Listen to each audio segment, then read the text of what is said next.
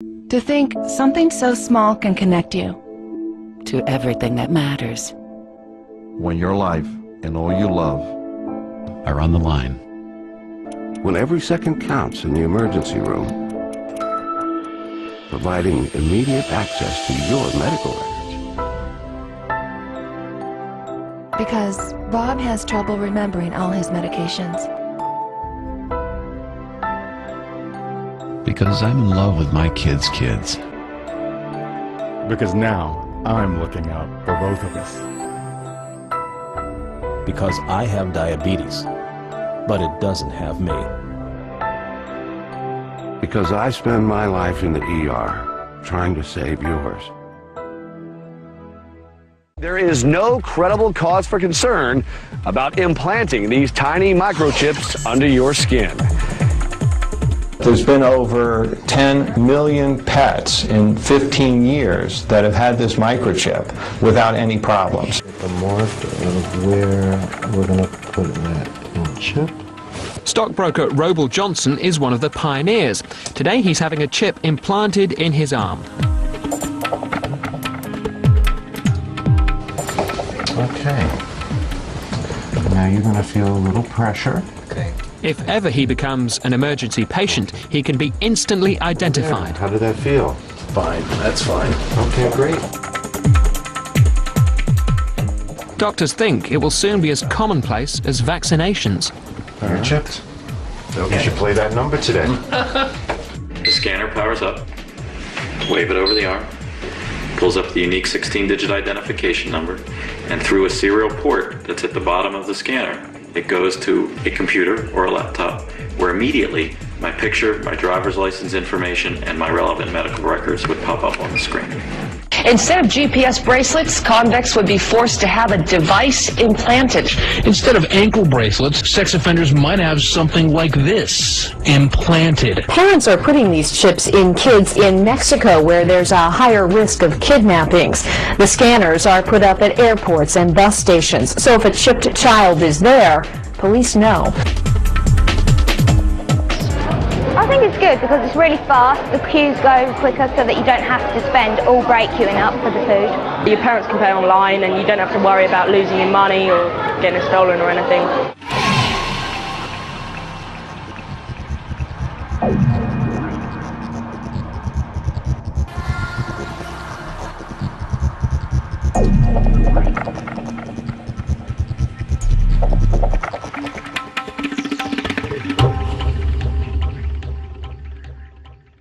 The latest technology for identifying people at the point of sale, for identifying people when they make purchases, is actually the implantable chip that you can actually embed directly into human flesh. It's a tiny glass capsule about the size of a grain of rice. It contains an RFID computer chip. I think that within 20 years when you get born you will get a chip. Super sinister situation when you look away the first world funds come from. It's a super sinister situation when you're buying your food by. And it's a super sinister situation when you look away the first world funds come from. It's a super sinister situation when you're buying your food by. Money, money, money, all I ever hear these days. Every song that the DJ plays, talking of a similar situation. Ain't got none and got to get some. Gotta have more than I had before. Gotta have more than the man next door. Every day I gotta make some more, some more, some more. Well, give me a break, yeah. Let me take some time out. Gotta frisk my mind down before I lose my light. So give me a break, yeah. Let me take some time out.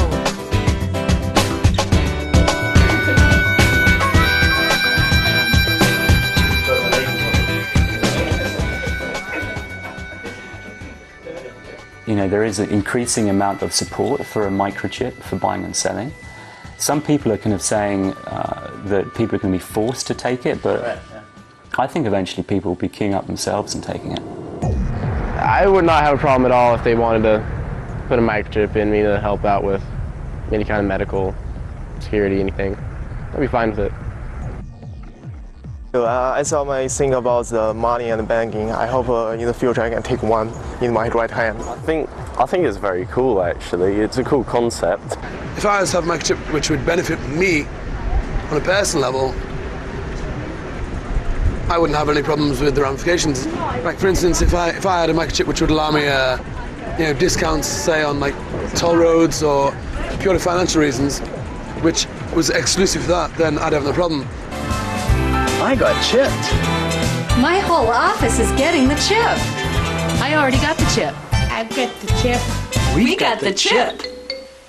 Now, the points that are most being used to sell the implantable microchip to people are causing a lot of fear and paranoia amongst conspiracy theorists. You know, fears like giving the government too much control. They're trying to bring in the RF chips as a form of control to all of us human beings. If you don't do as you're told, if you don't conform to the authority, you don't conform to controls, you will have your chip turned off and you will not have anything. And if they turn that off, you can't go into shops, you won't be able to get into the doors, all electronically. The idea of having one as a thin edge of a wedge as a way of social control and monitoring, I think that's very, very dangerous. When I read the book with Barry Smith, it brought up for me the significance of the Antichrist and controlling of people. That's what it brought up. Second, yeah, the Antichrist. You know, you see these fictional movies and you see their implants and it controls you. First, we take a gloomy, dissatisfied woman. We locate her brain. We insert a few nanochips. Finally, we enhance her to fit the ideal specifications. Welcome to the future. It's a really scary prospect. I'm sorry. Really scary. Well, I think they're worried about the wrong thing. They're panicking, like, about the wrong stuff. We've come to accept that kind of technology in the past, things like Social Security and credit cards. That was always a concern there, but now people have just come to accept it. I think they'll do the same thing with microchip implants. Personally, I feel that these fear merchants, they do their own cause a disservice. I mean, it's not some tyrant from outside that's going to control us. It's our own inner tyrant, our own greed, that's going to lead us to line up for something like a microchip.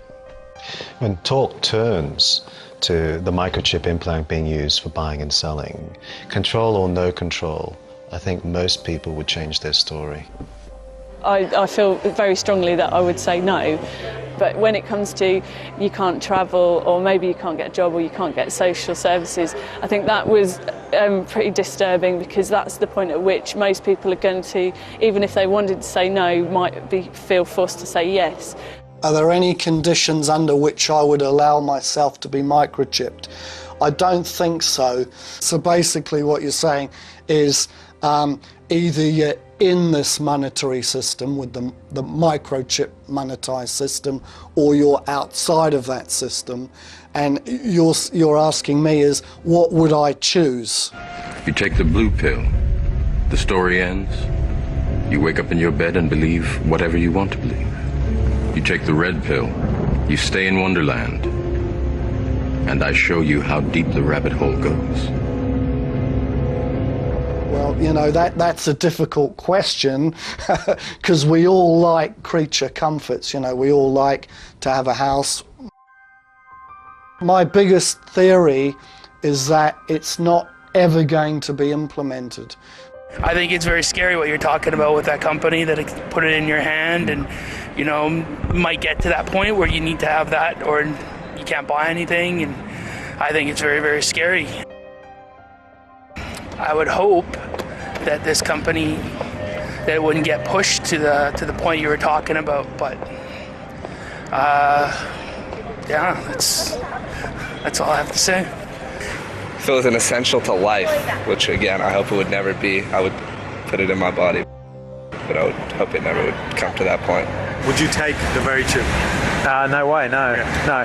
Well, if I had to have one to participate within the community, well, for the well-being of my family, I might be forced to, yes. But I'm hoping it doesn't get to that. Okay, with the Verichip, I would not take it on. I think if it got to the point where if you didn't have a Verichip in you, then you couldn't work, you couldn't earn money, you couldn't pay rent, I guess then there's not much choice but to conform and to go with it. But I don't see that would happen anytime soon, I don't think anyway. I've noticed when it starts costing people personally, you know, i.e. that they won't be able to buy or sell, penny drops. They go into denial, and they don't even want to face the fact that they've surrendered already. I mean, it's like they've just caved in, but they don't even want to face it. And that's really disturbing. Yeah, the issue that concerns me the most on that is just money in general. You know, whether it's a microchip implant for buying or selling, or just plain cash, people are too dependent on it, and the vast majority of society have more faith in money than they do in God. Yeah, there used to be a lot of talk about the mark of the beast in the churches, but it doesn't seem to be any more of that. I'm a Church of England. My particular church have not discussed about the mark of the beast. The Church of England, I think they're more very politically correct, and they don't want to tread on people's toes. I'm Assistant Minister of Grace Church, Dulwich. Yeah, I wouldn't have a problem with buying or selling or using money in this way. I personally don't have a problem with this idea of having a microchip put in your arm as a sort of, I don't know, credit card that you can buy and sell in clubs or go down to Sainsbury's and buy your food. No, I would not have a problem with that as a Christian. I think you can worship Jesus Christ whilst at the same time having a mark in your arm, yes. I'm aware that some Christians would consider that a cashless society is a kind of answer to a prophetic text we find in the book of Revelation, that no one can buy or sell who does not have the mark. So it could be, well, if you don't have the right credit card or something else, a chip somewhere, you are lost. I can understand this kind of interpretation. According to our interpretation as Adventists, Seventh-day Adventists, we consider that this idea of worship is a dominant theme here in chapter 13. And when we say worship, we add a small word to explain, day of worship.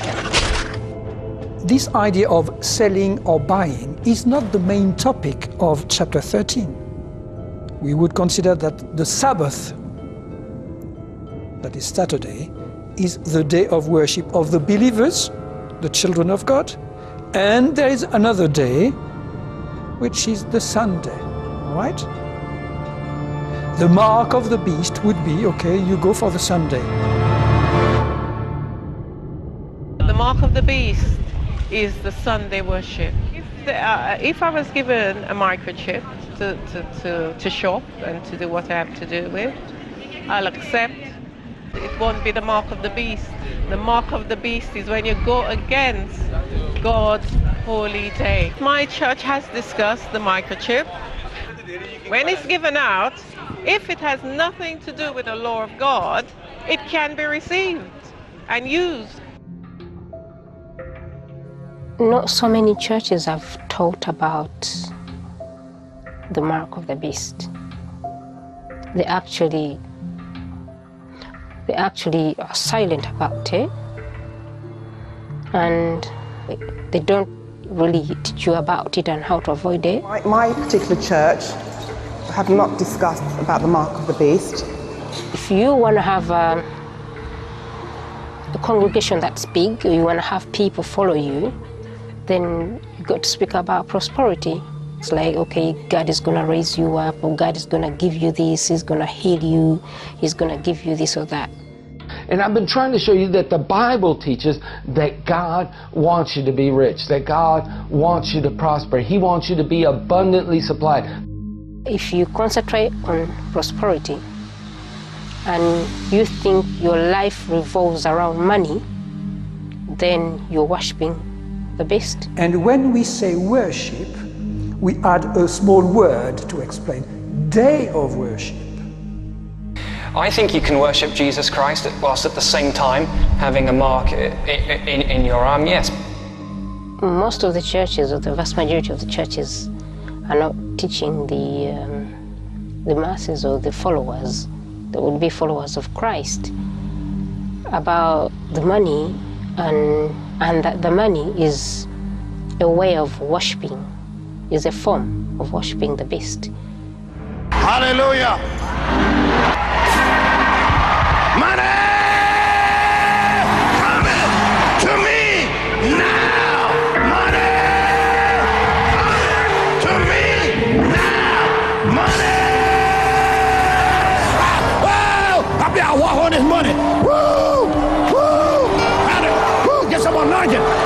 up here. Woo! Put this anointing on it. I tell you what, you put something up here. I'm putting this anointing on this money, man. Woo! Woo! Woo! Hallelujah. Club 700 has actually had very chip on, who have basically stated, look, this isn't the mark of the beast because it has not been mandated by government. Yeah, it's interesting that we now have something that matches the prophecy in the Revelation about the mark of the beast. You're talking about a chip that goes inside your hand and you use it to buy or sell. Now that's ironic. It's clear that it's no longer some kind of fanciful imagination, but churches have totally lost interest all of a sudden. Yeah.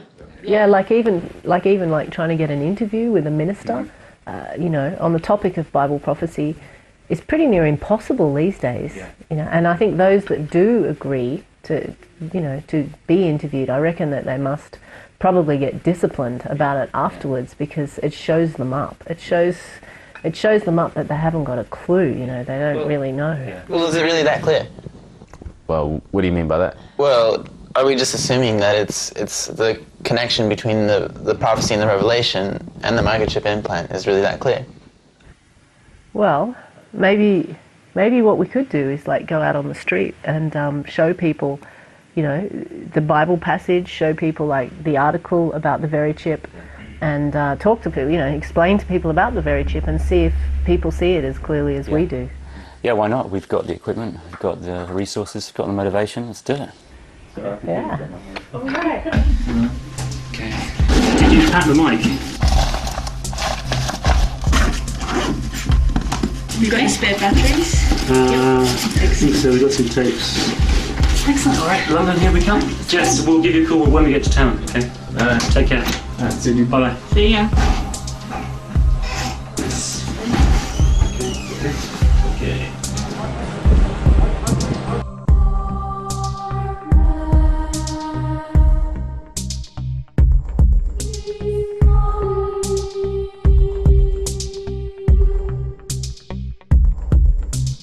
We're here in Catford in southeast London, and we're wanting to ask people directly, people from different backgrounds, about whether they're aware of this development towards the cashless society using microchip implants.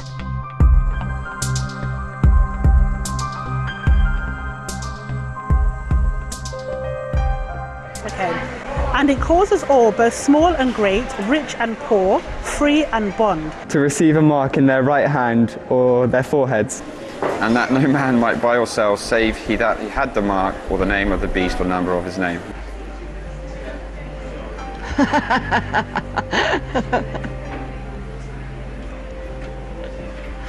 It's just a book, isn't it?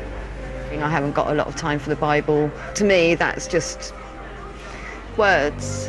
Doesn't really mean anything, you know. The Bible clearly lets us understand that the mark will be for trading, for buying, for selling. The choice will be, are we willing and ready to die for what we believe in? And if it means to die and to not accept the mark, then that is what will have to be done. It seems to me that some people think it just makes sense to have a chip rather than be something to do with the Bible. Sure. Can you see any link at all? With well, that passage and obviously, that? but I think it's a Possibly. major coincidence. I don't think it's possible that someone 2,000 years ago could have prophesied about any scientific developments today. I don't think God has any place in science. So what it's trying to say is that if you have that in your body, that you maybe you're showing the mark of the. It's not. I don't really believe in coincidence so much. I just disagree. My personal opinion, I just don't think that has any relation to what the financial system is. Why would they put it into barcodes? The number, how that number has any relevance? If they did, it could be coincidental. But if there was some, I don't know, allegiance within the secret allegiance of the financial system around the world who are doing whatever to do this, I think there's a lot easier ways to do this and track our information and track what we do. To do that by what we do in our cash machine or what we shop at Tesco's. Yeah, it was really interesting seeing the various reactions, and you could see that even the people who argued against the connection, like were aware that it was like a huge coincidence, as they called it. They just didn't have any answers for it.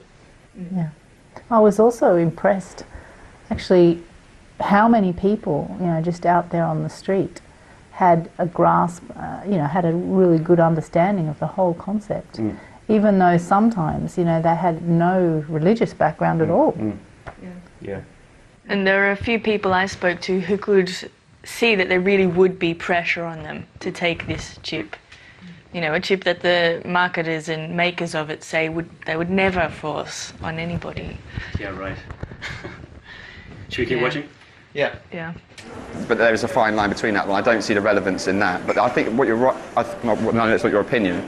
Maybe it is, I don't know. But I know that we are being tracked and we are being traced and our information is being sold and it is being passed. But whether this has any relation to that, I don't think so, my personal belief. There's no way I'd want to put the chip into my body if it's been said before that it's going to be part of some beast or whatever else it's going to be. So I wouldn't want to do it. I would totally see where this would tie into the whole Revelations Antichrist thing. But I could see definitely how people would think that a microchip could be construed as a mark of the beast. If it comes down to that, the chip is the mark of the beast, and because of my Christian faith, I will never wear it. The Christian faith and several other faiths have intertwined into it a mark of the beast concept, which is generally seen these days and accepted as the microchip. It's going to have a massive effect on people consciously and in their communities. There's going to be a rejection on that level alone. If I was to be cut off, I still wouldn't take the chip. I would find a community, no matter how hard it took, that didn't require that level of submission. Yeah, what I found most interesting about watching this is that the people who could see the issues most clearly were usually not religious. They're oftentimes on the fringes of society, the kind of people that Jesus really would have associated with. And well, I met these street punks, you know, these people in Utah, and I barely mentioned the implantable microchip with them. And what they said was pretty good. Maybe we can check it out and check it out. Yeah, sure. Have a look. Oh, the computer chip that they're gonna put into us. Yeah. Oh, yeah. Hey, you know what? I think about that one. If you read the Bible, dude, it says you cannot buy, sell, or trade without the mark of the beast. It's so easy. It's convenient. It's right there. Beep. Oh, everything's right there.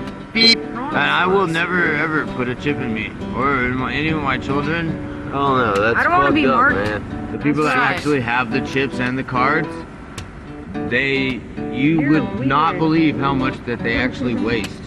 They're actually gonna throw away enough to us unchipped people.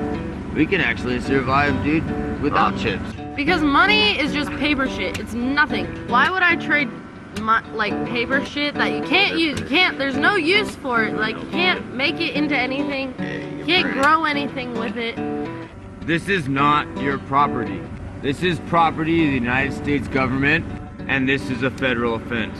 Money, money, money, all I ever hear these days. Every song that the DJ plays, talking of a similar situation. Ain't got none and got to get some. Now you can't even tell it was here.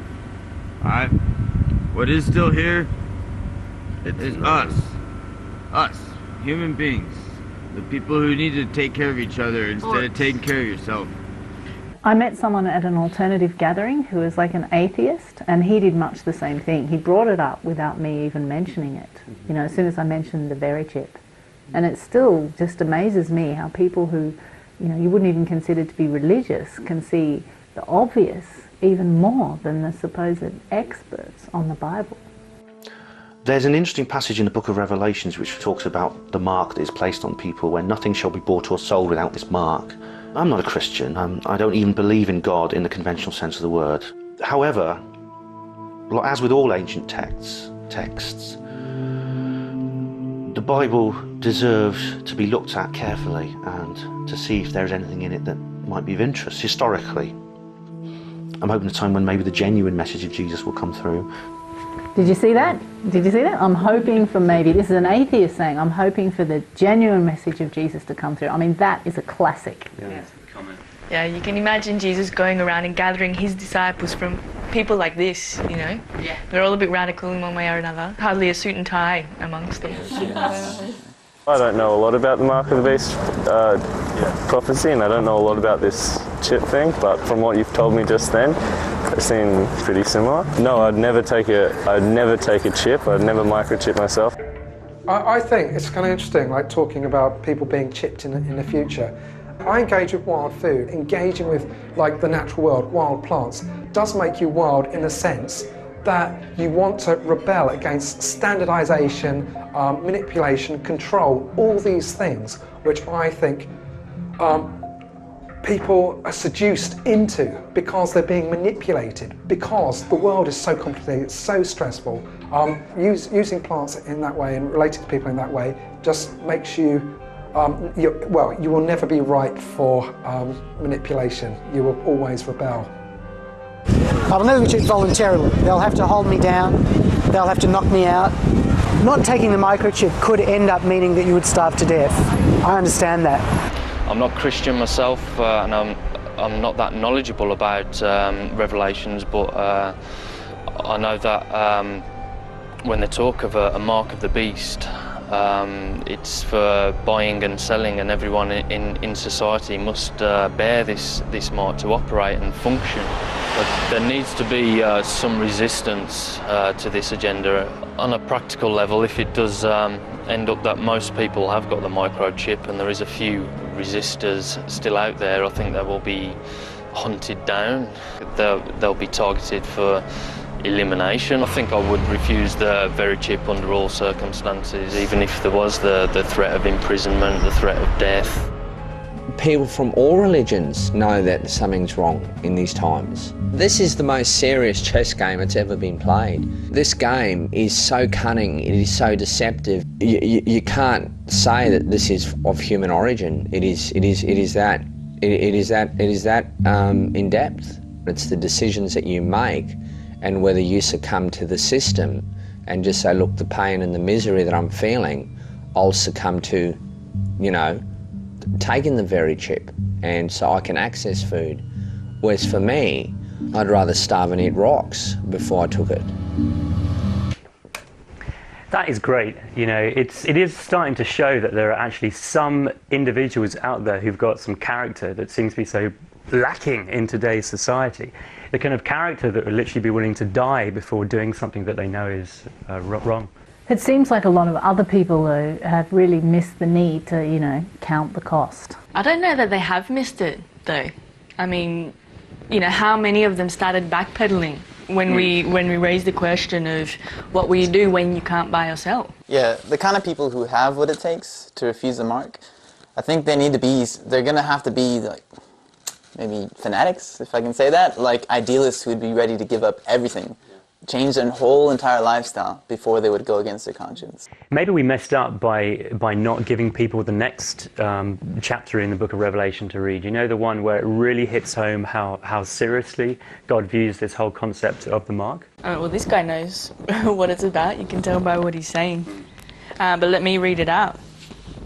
It says, "And the third angel followed them, saying with a loud voice, if any man worship the beast and his image, and receive his mark in his forehead or in his hand, the same shall drink of the wine of the wrath of God, which is poured out without mixture into the cup of his indignation. And he shall be tormented with fire and brimstone in the presence of the holy angels and in the presence of the Lamb." Yeah, the Lamb in that passage is referring to Jesus. This isn't the kind of lovey-dovey stuff that most churchgoers would associate with God or Jesus, is it? But it's right there in the Bible.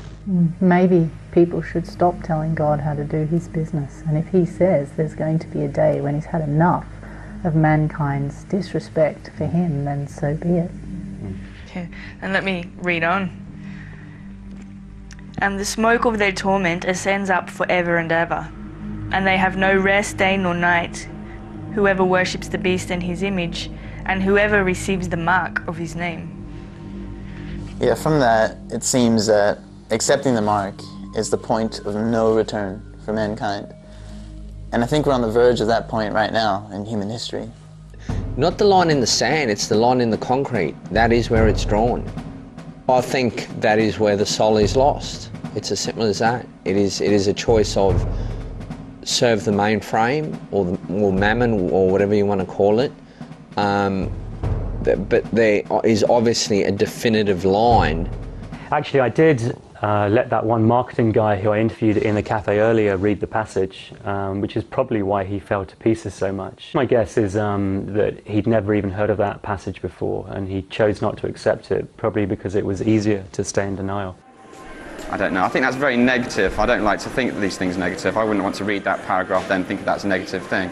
Just to take that leap from reading a warning sign to actually taking it to factual facts that it's happening is a massive leap of, I don't know, for me I think that's a massive leap. I can see it as a warning, and there's loads of sections which, you know, this is what we experience in this time and whatever, and take heed of this, but I don't think it's that translatable to now, I don't think, for me. Yeah, I think it's interesting that the verse about not taking the mark of the beast is followed by a verse which talks about people dying for their faith. I mean, that's what it's coming to, you know, and that's what people don't want to think about. But here, let me read it. Here is the patience of the saints. Here are they that keep the commands of God and the faith of Jesus. And I heard a voice from heaven say to me, Write, blessed are the dead which die in the Lord. One of the problems that I found about most religious discussions concerning the book of Revelation is that it's all about matching up symbols and dates, or trying to convince people that your church is the one true church. It never seems to relate back to the teachings of Jesus. But when you recognize that the mark of the beast, you know, is all about buying and selling, there is an obvious link. Jesus, you know, commanded his disciples not to work for food, not to even think about where their material needs would be, you know, come from, or you know, how they'd be met. But where is there anyone today actually teaching people to obey the teachings of Jesus? You know, Jesus made it clear that the choice would be between serving God or mammon, or God and the mainframe, as that guy Greg put it earlier. Yeah, there's a guy here in the UK who's been living like without money for more than a year now. And he's not really the religious type, but he's got it really spot on about the buying and selling. And he seems to understand that it may cost us our lives in the end. Yeah, I've been thinking about this, and I feel like sometimes the soldiers of peace aren't as brave as the soldiers of war. And that if you see the soldiers of war going into battle, they're prepared to die for what they're doing. We all need to be a little bit braver. We all need to stand up and be counted and be heard. I think we all, myself completely included, need to be braver. I've been living for the last 12 months without money.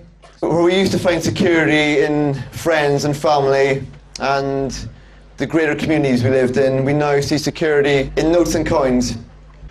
When we buy and sell things, we're saying, I'm going to help you, but I want something in return. What better reason to help somebody than the fact they actually need some help? Like, do we actually always need to get something in return? Think about it. Nobody goes to your dad like, well, you know, I cooked dinner this evening, that's £5. If we all work together, share the resources, not only would it be better for the environment and would we use less resources, it's much better for us as people. Yeah, Mark and some of his friends recently put on an alternative gathering in Bristol, which coincided with Buy Nothing Day.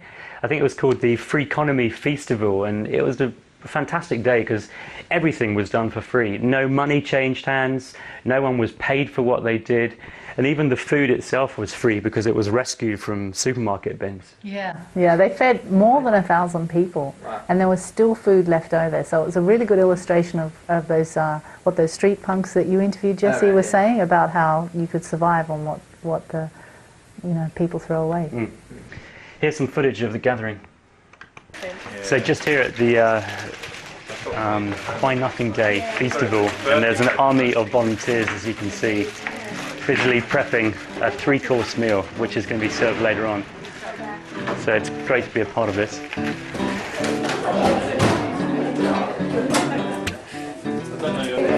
Most of the food that I get is from the back of supermarkets. About 90% of all the food I eat, gets found. I'm just amazed that all this food goes to waste. Do I live to work or do I work to live? And do I give to earn or do I earn to give? And if I do my best for society, will they care about money or will they care about me? I think this is wonderful. It's really nice to all be under the same roof. I'm a language teacher, so I brought loads of sort of French books and dictionaries and textbooks and stuff like that I don't need. And I found chocolate spread, so I exchanged linguistics for chocolate spread. There you go. My first experience arriving and finding that everything's free. I think it feels nice to yourself to have donated something that you don't need anymore and then take something that you actually need. You know, No, this is a new experience for me, but I would happily, as long as it's still healthy, it's not going to make me ill, I have no qualms about eating food that's out of date. It was much nicer than going into a shop and exchanging money. Hello! Can I have everyone's attention for 40 seconds maybe?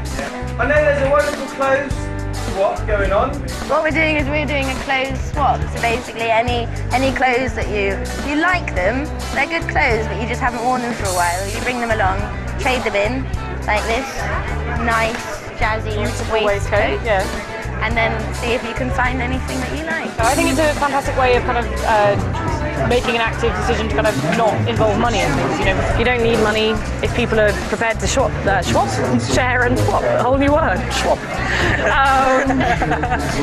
Swapping. Sounds slightly Dutch. Swap. Yeah, good. We're swapping today. Swapping. Yes, it's like shopping, not quite. It's just a really fun day. It's so nice to see so many kids. It's nice to see so many people just really enjoying themselves, and also the slight bewilderment on people's faces when they're like, so I could just take this. It's like, well, yeah, it didn't cost us anything, so just take it away.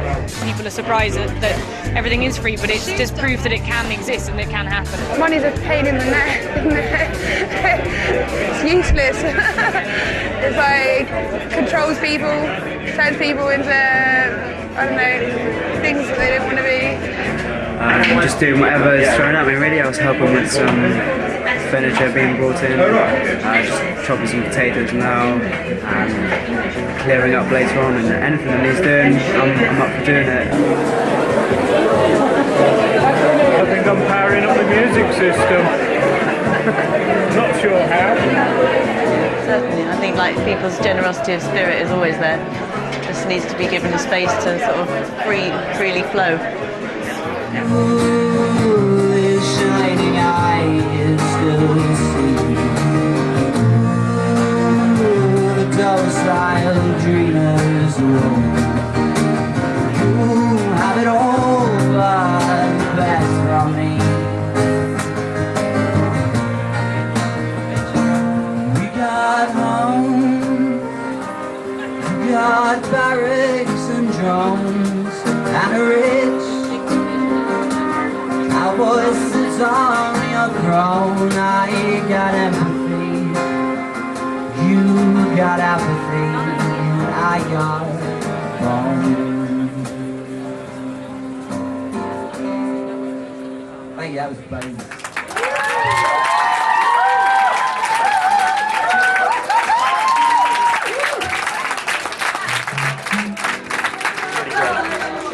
Yeah, it has been a bit overwhelming, to be honest. I felt a bit emotional earlier, just like everybody giving their time for free.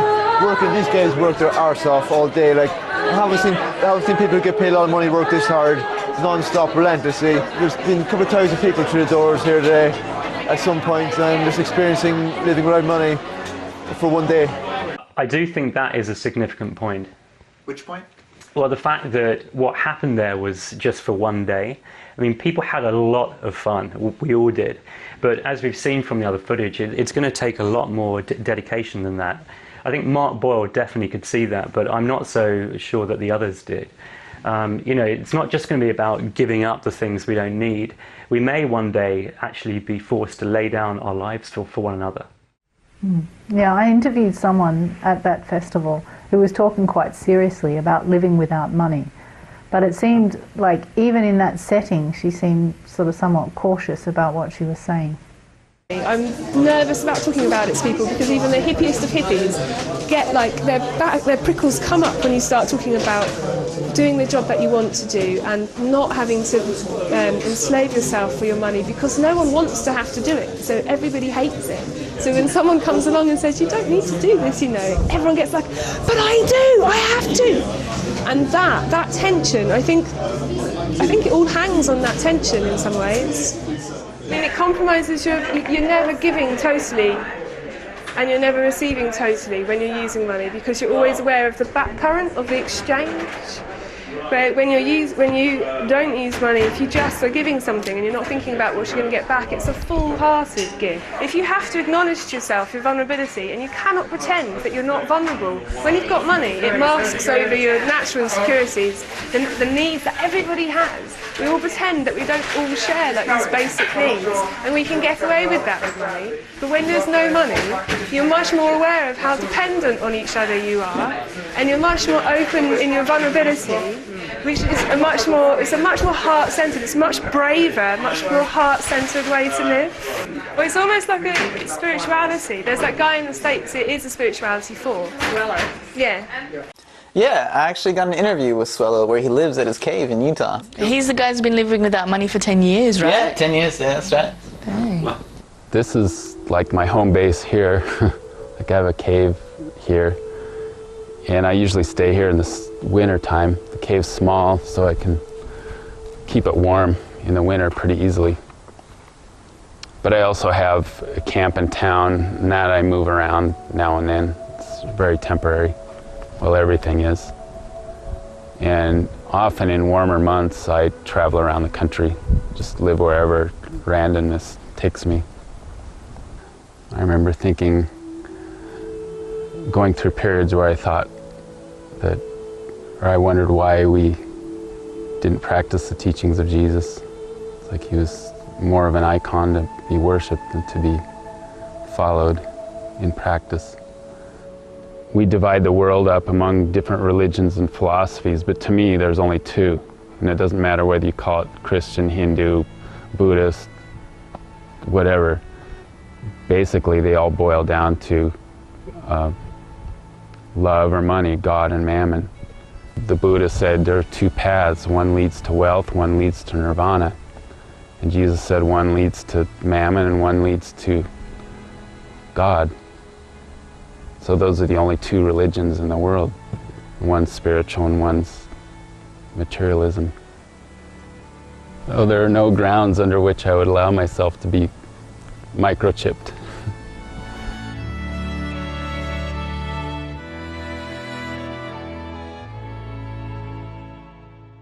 Yeah, we interviewed a lot of people about issues relating to this. There was that guy, Andy Hamilton, in Bristol, who's a co-author of the Self-Sufficient-ish Bible.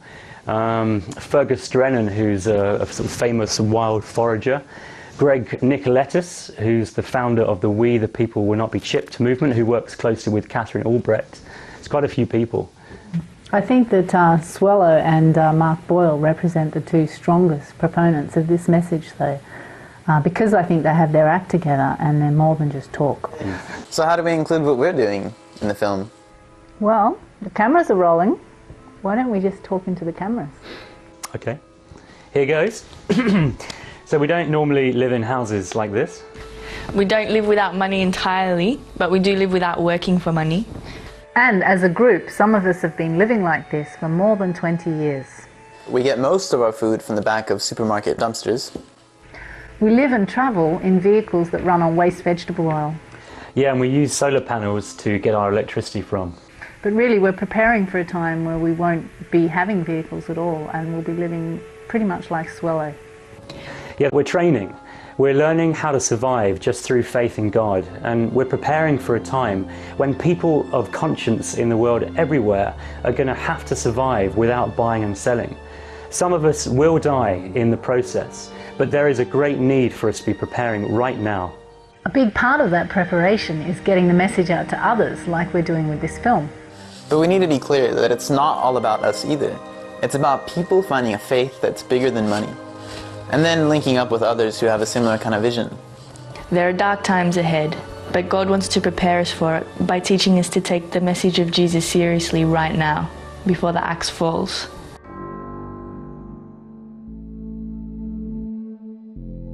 It is necessary that you take this disc out that's out in the street, make a copy, make 100 copies. It's for everyone. Don't take the mark of the beast. Don't take the mark of the beast.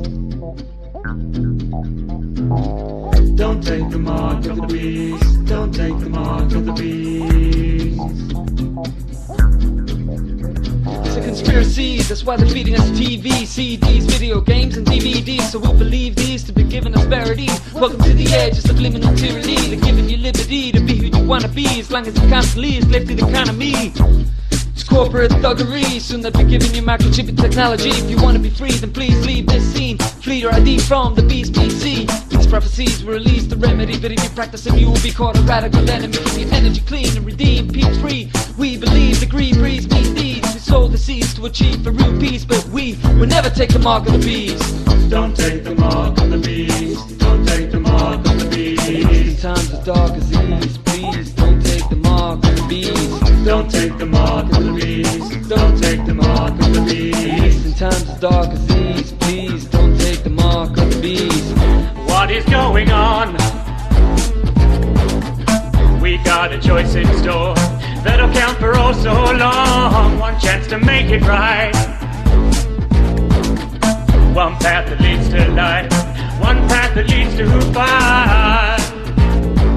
Yeah. Will you stand up for truth or sell your soul for high?